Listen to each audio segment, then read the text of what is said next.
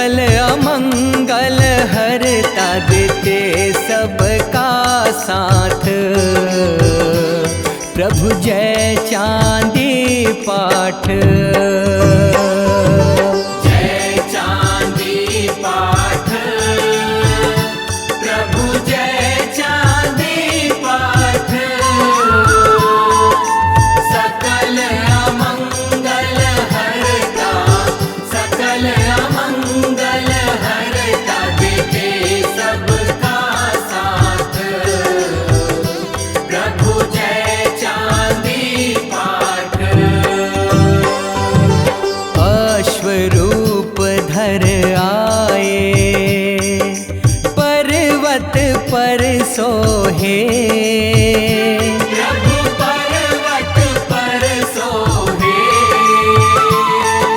श्वेत ध्वजा लहराए, श्वेत ध्वजा लहराए, सबके मन मोहे। प्रभु जय चांदी पाठ। जय चांदी पाठ, प्रभु जय चांदी पाठ। सकल अमंगल हरता, सकल अमंगल हरता देते सबका साथ। प्रभु जय चांदी पाठ। वरुण देव तुम प्रभु जी भक्तन हितकारी। प्रभु भक्तन हितकारी। इंद्र देव के प्रिय तुम, इंद्र देव के प्रिय तुम, देव हो शुभकारी। प्रभु जय चांदी पाठ। जय चांदी पाठ, प्रभु जय चांदी पाठ। सकल अमंगल हरता, सकल अमंगल हरता देते सबका साथ। प्रभु जय चांदी पाठ। तट शिवनाथ विराजे भोले वरदानी। प्रभु भोले वरदानी। चांदो गाँव बसाया, चांदो गाँव बसाया, बहता निर्मल पानी। प्रभु जय चांदी पाठ। जय चांदी पाठ, प्रभु जय चांदी पाठ।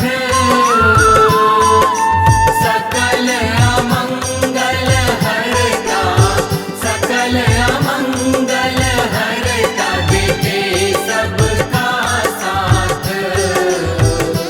प्रभु जय चांदी पाठ। पूर्ण कामना होती जो दर पर आता। प्रभु जो दर पर आता। धन धान्य और संतति, धन धान्य और संतति, सब कुछ है पाता। प्रभु जय चांदी पाठ। जय चांदी पाठ, प्रभु जय चांदी पाठ। सकल अमंगल हरता, सकल अमंगल हरता देते सबका साथ। प्रभु जय चांदी पाठ। भुजंग विचरते दुर्लभ है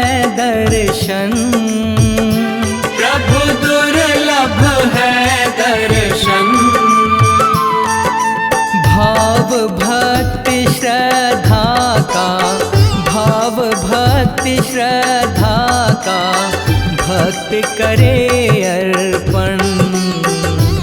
प्रभु जय चांदी पाठ, जय चांदी पाठ, प्रभु जय चांदी पाठ। सकल अमंगल हरता, सकल अमंगल हरता, देते सबका साथ। प्रभु जय चांदी पाठ।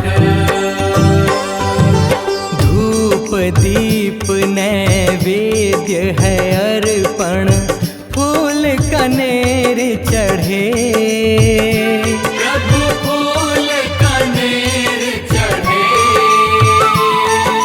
श्वेत अलंकरणों से, श्वेत अलंकरणों से शोभाती बढ़े।